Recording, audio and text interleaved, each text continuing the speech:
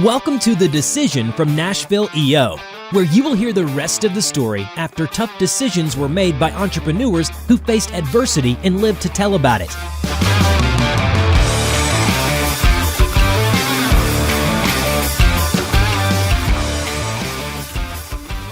Welcome to The Decision, the podcast by EO Nashville, by entrepreneurs, for entrepreneurs, about entrepreneurs, and the difficult decisions that we make in the heat of battle, running our businesses, figuring out which opportunity to take, which problem to solve, how to solve it. And with me today, one-on-one, is my sidekick, Mr. Robert Hartline. Robert, thank you for opening up today and being our guest. How you feeling? Oh, it's good. It's going to be fun just to be on the other side. I don't have to ask the questions, which is sweet. I just have to answer them. That's why I have anxiety right now, is because you're like, I got to admit that most of the time I'm thinking, I don't know what I would say next. And you hop in and you have the great questions. So I'm in the hot seat. I want you to tell our listeners about your experience growing up, because you have one of the more unique experiences that I'm aware of. So I grew up in Baumholder, Germany. It used to be a Nazi training facility. It's in a valley, always overcast. All of our football games were where Nazis held formation. The military housing was all where Nazi families lived. And it was a unique experience. I would say most unique in the fact that from the age of 8 to 18, I was fed public service announcements from Armed Forces Network. So when the Cosby Show came on, in between the Cosby Show would be a commercial about don't shop when you're hungry. No, no, no.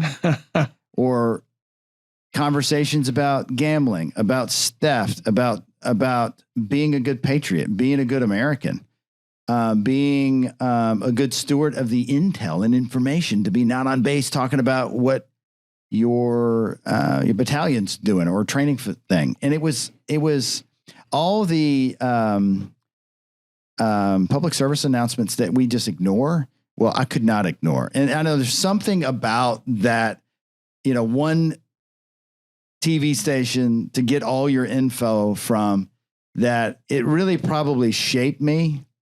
I love being an American, and it's probably because of that. It's so crazy because I had so much patriotism growing up. I saw the emotion there. Where's that come from? I was so thankful, and I got to travel. I travel a lot. And I got opportunities when play soccer. We would travel all over Europe. My dad had a little camper van with a pop top, and we would see the beautiful parts of the world. And I got so thankful. My upbringing was super fun. But I was the only child, and I did not take the opportunity to learn German. You would think. Wow. And even to this day, when I speak German, someone talks about Germany, like, sprechen Sie Deutsch? Like, hey, I know enough. I used to work at a McDonald's. I could, take the order and everything. But, I have always struggled with language. In fact, I just do good enough with English. I don't need anything else. I'm just going to master this one thing right now. Well, my wife was actually born in Germany and supposedly spoke German briefly when she was really, really young. I can't remember any of it. Yeah. But anyway, you got to use it. You got to use it or lose it, right?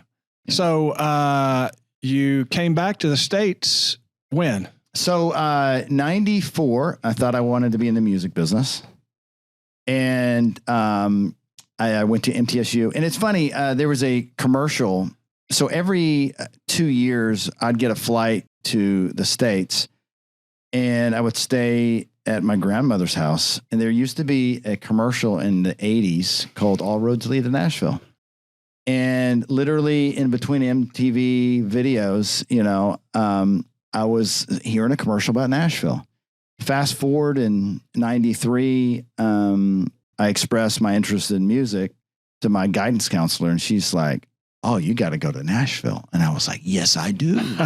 You knew it, right? And so, but I learned real quick that, I wanted to be in the recording industry part of it. And I didn't fit. Honestly, I did not fit I didn't play guitar. I don't necessarily enjoy country music all that much. I learned real quick. It didn't fit. Answered an ad to cell phones door to door. And I don't know why I was drawn to that other than the fact that they paid for training.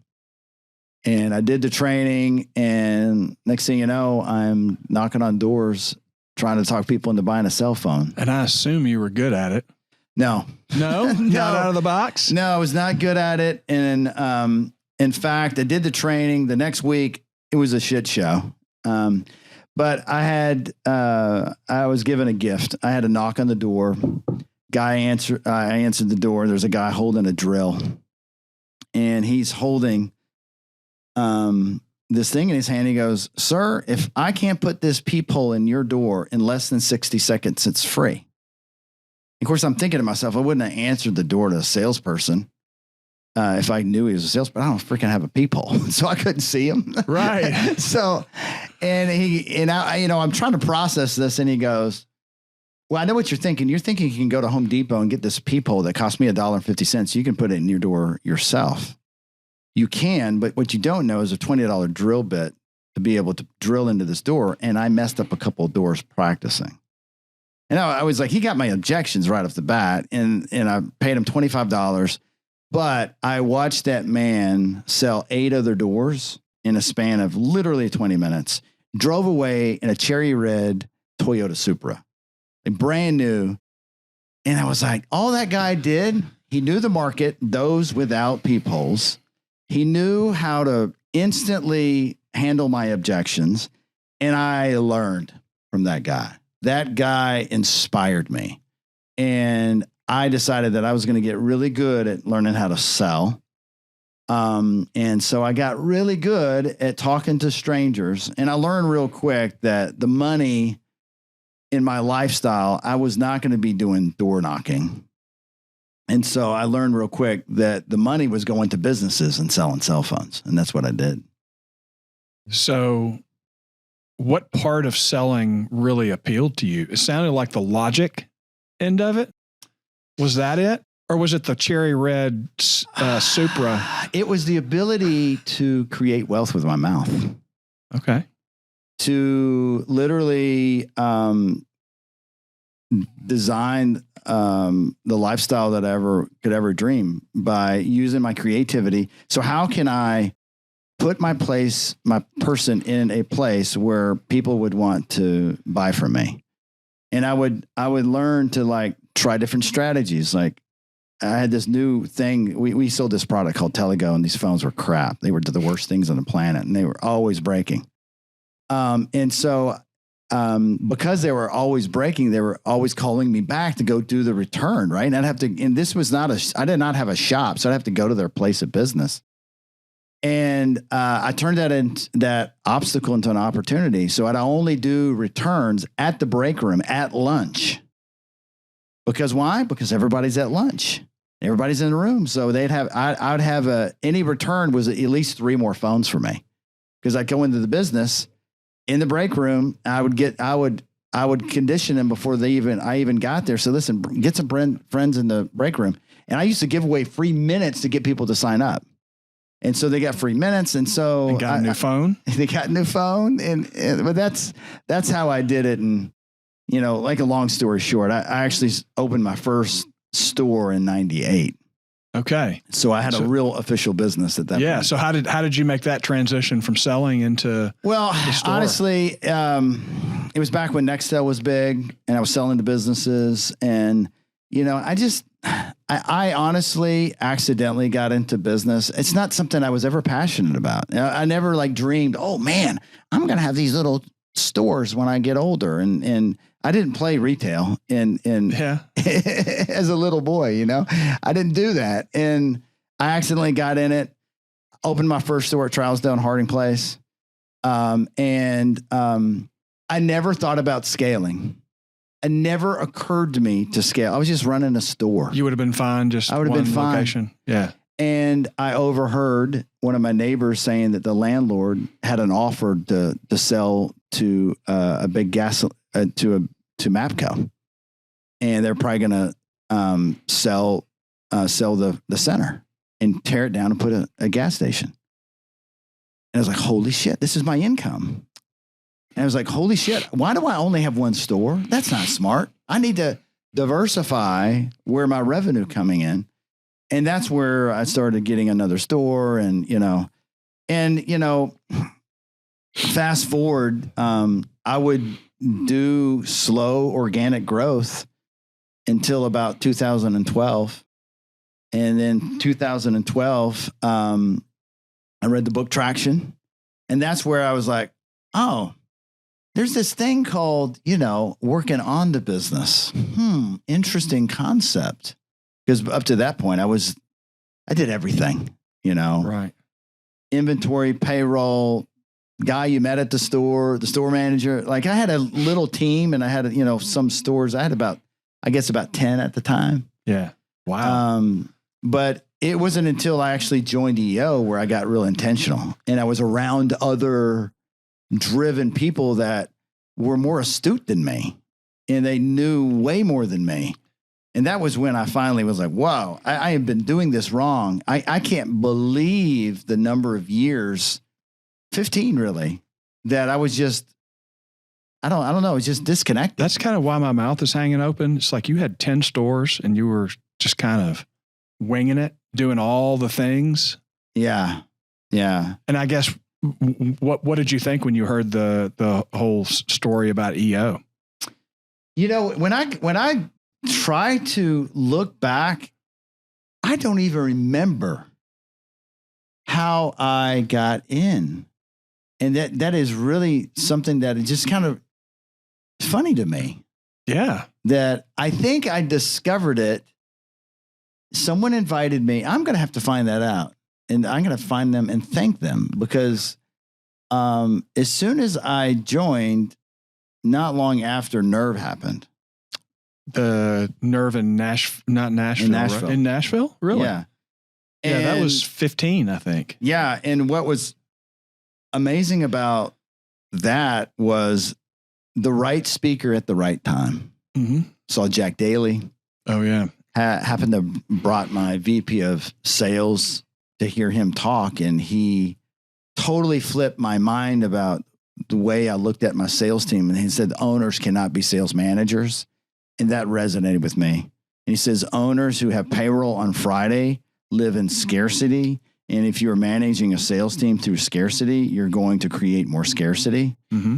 And it was like, ding, the light bulbs went off, set into another Nerve thing about growth through acquisition versus organic growth, how much faster that can be. And at the time I had a house that had equity. And I was like, shoot, the bank's going to give me money to grow. Now, fast forward, the story gets a little scary about that. And we'll tell you that story in a little bit. Yeah.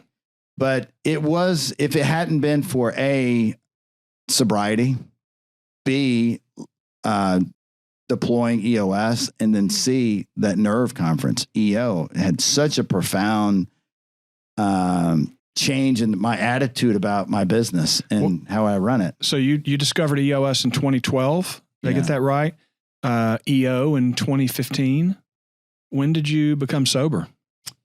Well, that happened right at around 16. Okay.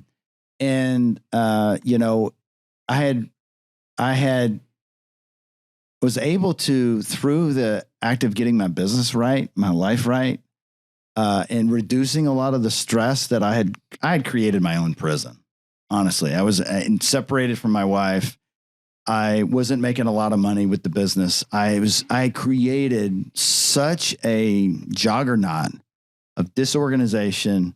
All my doing, I had the right team, but they didn't have the right leader. And it took me a long time to discover that. And then it took me a few more months. In fact, me and my wife reconciled. We went to Costa Rica for 30 days. And during that time in Costa Rica, my wife wanted us to do a 30-day sobriety journey. And that was the thing at the end of the journey. A friend of mine had a terrible car accident and passed away due to drinking and driving. And she left a 15-year-old son behind, and it really shook me. And it was divine timing, because it was the end of the 30 day, we get to celebrate. Let's have a drink. And that happened. And it was like, ooh, maybe not. I felt great for 30 days. I mean, I felt amazing. My energy was good. And the timing we had this amazing trip to Costa Rica. In fact, a week before that trip, I discovered that my payroll provider, the person that was doing my payroll for the payroll provider, had been embezzling over the course of 5 years, $350,000, making fake employees. Are you kidding?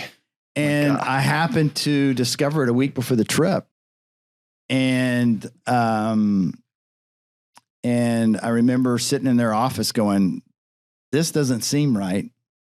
And literally in 10 minutes on the phone with a FBI and their insurance company, while we were there in Costa Rica, I got paid back. And we were like, there's a house in Costa Rica. And that's how we made Costa Rica happen, which is wild, because that was one of my dreams to have happen when we did EOS, is to, grow the company and be able to move to another place, and it just magically worked. Just discovering that someone was embezzling is one story, but how to make it into something awesome. It's like finding $100 in your winter coat. It's like, wow. Yeah. Wow. So you got sober, and you had how many stores at that point? So we went from 13, and it took about 3 years to get to about 78. That's a big number. Yeah, it was rapid growth. I had a goal. I was like, we're going to do 100 million in sales in 10 years. And what I learned is you got to be careful what you wish for, because the genie gives you exactly that. What I didn't know that immediately after acquiring 26 locations in Atlanta and Alabama, that I'd be targeted for a crime ring, and people would break in our stores and literally empty our safes out. And the very weekend I moved to Costa Rica, and I'm like living this amazing life where I get to surf in the morning and do all my leadership remotely and just have this whole new existence. I was watching cameras at 1 a.m, making sure someone wasn't breaking in. Because little did I know, these alarm systems do not work when you climb into the business next door, climb through the ceiling, and disable the alarm within 60 seconds. It never calls the police department. And they knew this, huh? And I literally got hit, one store after another, $160,000 in gear stolen within the course of 2 days. And not to mention all of the identity theft that were happening from the people I had hired. So I hired 105 people with this other business. And the reason the other business went out of business is they had infiltrated their employees, and their employees were working with organized crime to steal phones on the inside through identity theft. And so I went through this elation. Oh, I'm growing this business, scaling super fast, where I think everyone's stealing from me. I literally felt like I was manifesting theft over and over. And that would carry on. I even had a therapist on it. And I felt like I created a call center to watch our cameras at night. I had a team in Philippines watching them at night. And in the day, I had them watching them during the day. Because people would literally come in from Salvation Army. They would bring homeless people in and use fake IDs. And I had created this existence of thinking that, everyone, and it really, it really put a lot of weight on me. I would imagine that would take away a lot of your faith in humanity at that point, right? Oh, yeah. And then once I had figured that out, and really the solve for that for me ultimately came down to this. It was a conversation. It was a process. In EOS, it's all about process. I had created all these systems and made it way complicated, like we do, like men especially. We'll make it way too complicated. So I had all these systems to prevent fraud, all these systems now to prevent break-ins in the middle of the night. And what it came down to is I would tell people this one statement. One of our core values was integrity. And I would tell them, listen, if we catch you stealing, we're going to prosecute you 100%. Someone is going to reach out to you over the next couple of weeks, and they're going to pretend to be a fraudster, and they're going to tell you that they're going to pay you hundreds of dollars for you to commit fraud with them, and they will pay you that. What you don't know is it's either a real fraudster who will pay you real cash, or it's my private investigator testing your integrity. That eliminated it. People wouldn't take the job at that point, right? Well, no, it's not that. They knew they would be caught. Okay, so they didn't. And so they just didn't do the behavior. Wow. And once it was so crazy is like once I got over that little hump, things started working again. The business was doing well, and then fast forward to 2019, I had a new obstacle.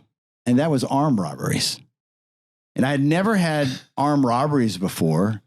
And what's even remarkable, this whole manifestation thing, I believe in manifestation, right? But we never think of the opposite of manifestation. Like, what if you worried about things and you got what you worried about? Well, as soon as I got that first armed robbery, I got more armed robberies. Just like I got that first break-in, I got a bunch of other break-ins. And so I almost like manifested this because I had an armed robbery every month for 6 months straight. And it was traumatizing. It was traumatizing for the entire team. You would almost always lose the team. And then, because the police department was so inadequate, I would wear this private investigator hat. I had license plates I was tracking, trying to find these guys because they would just hit somebody else. And it was around then that I was in 2019 that I was done with this business. The stress of the employees, the number of employees you needed, the constant feeling like you're getting taken advantage of. No matter how good you try to make it for your team, there was always someone conniving or doing something that would cost, tens of thousands of dollars. I had one store that took me for $100,000 with two people. And, it's just the way I had developed this attitude that I wasn't happy with me on, how I was engaged with people anymore. And so that was the moment I decided I was going to sell the business. Yeah. How did you make that decision? I'm assuming you took that to forum, right? Yeah, I brought that, and I brought some of the same challenges over and over that I never would take action on. And that was one of them, is like selling the business. And the challenge was I knew I needed to sell the business, but because there was a potential merger in the hopper, there's nobody to sell it to. So I had to keep going. I had to keep the engine going. So that was Sprint and T-Mobile. And so they got us really excited about the merger. And in fact, I was like, this could be good. This acquisition could be good. And fast forward to 2020, immediately the merger happens and they tell me to shut down 12 stores. And that was a real shocker. Number one, it was a shocker because of the total expense. When you have retail stores, people may not know this, but you have a lease. And it's not Sprint that has the lease. It's Robert Hartline. It's Robert Hartline. Yeah. And so they immediately took a large part of our revenue, made a lot of promises that they reneged. They made a lot of promises with the FCC in front of Congress about the merger of T-Mobile and Sprint, and reneged, lied, whatever you could call it. In big business can do that. I learned a valuable lesson about picking your partner. If you're going to be in a business that acts like a franchise, but not really a franchise and protected like a franchise, what do you really have? And what do you really have? Whose business is this anyway? To make a long, fast story, when the merger actually happened, I was probably 10 days into the month, and I noticed that our revenue, I was trending to lose $500,000 that month. And, I had a really good team. I was like, guys, what in the heck's going on? I just got in the car and I said, navigate to, and I would say the store location. And I did not exist on the internet. They had removed our access to the Google platform for Google Places. They removed access from the place from my ability to control it. You had access to that before, I used to have access to it. They said, hey, we because of the merger, you're required to give us this access. I said, no, because I'd seen what they did to me before. They would literally change my phone number for the business from a 615 number to another 615 number that would go to their call center. Right. I watched them do that to other dealers. I saw them do it to me, and I caught them red-handed. And I said, no, I'm not doing this. Well, okay, Robert, no problem. You don't have a contract. And, I got 50 something locations. I gotta do what they tell me. And so overnight, our sales were down 30%, traffic down 30%, phone call volume down 30%. I brought it to there. It was like, I was like the only one that noticed it right off the bat and got the dealers together, and they were absolutely could care less. The writing was on the wall. They didn't want to keep the Sprint dealers alive. And besides what they had told Congress, that's what big business can do. It was unarmed robbery. It was essentially. Yes. And so when I had an opportunity to sell it, and you got to understand the pressure I was at. I had a PPP loan. I owed a fat amount of money to the bank. And guess what was tied to that loan? My house. The thing that allowed me to scale. The thing that you started with. Started with. Yeah. But I don't regret that. I don't regret the growth that I had. I'm thankful for the years that I got to do the business. The thing that's interesting, I remember hearing Mark Deutschman talking about Village Real Estate. Mm-hmm. And I knew his business started about the same time mine did and ended the same time. And he's telling the story to EO, and he's having an exit. Yeah. And I was like, wow, I don't get the exit. Yeah. I don't get in. And there's something though that I am so thankful that I am not in retail anymore. I'm so thankful that I get to do what I want to do. I'm so thankful that I got to learn what I learned. And I'm so thankful that EO was part of that journey, because my foremates really allowed me a place to feel not alone, because there were other people suffering. And we get comfort when we know that other people are suffering. And I'm just thankful that I did not have to do that alone. Well, you have made a lot of decisions, obviously, during the course of your career. And of course, we host the Decision podcast. Tell the audience a little bit about what you're doing now. Yeah, I mean, this is honestly, you and I's conversations over this last almost 2 years now has really inspired me to help people realize that when you sell your business, there's a hole. And people not a lot of people really understand what that hole is. Whether you have a great exit or not, you are left with a little bit of a hole. Like, who am I? What am I about? And it's kind of my mission now to, I help people implement EOS, and I do it through storytelling to help them create the business that they would be proud of, that they're not prison to, so that they can have time to discover their purpose. A lot of us that are in entrepreneurship are in a business that it's not necessarily our passion project. It's not the thing that is the driver why we came to earth. It's not our true purpose. And when you start to realize that, there's a lot of us like this. There's a lot of very driven people in a trap. Now, if you've managed to allow the business to become a resource, to do amazing things and go on trips and have amazing experiences, and then invest in things that do give you purpose, that's a great use of that. And so, I'm doing my first event. It's called the Decision Experience, and it's what I've learned over the last couple of years of the power of the breath, the power of having a way to get in touch with your heart, understand who is you in the inside of you, not this ego, this Robert you see. Now, I have an internal character called Bobby, and this is a powerful person that I am screaming to bring to this world. And I'm going to do that through this experience where you can go to a workshop, we can breathe together, find out what our visions are for our future, share those stories, figure out what steps would you need to make that vision come alive.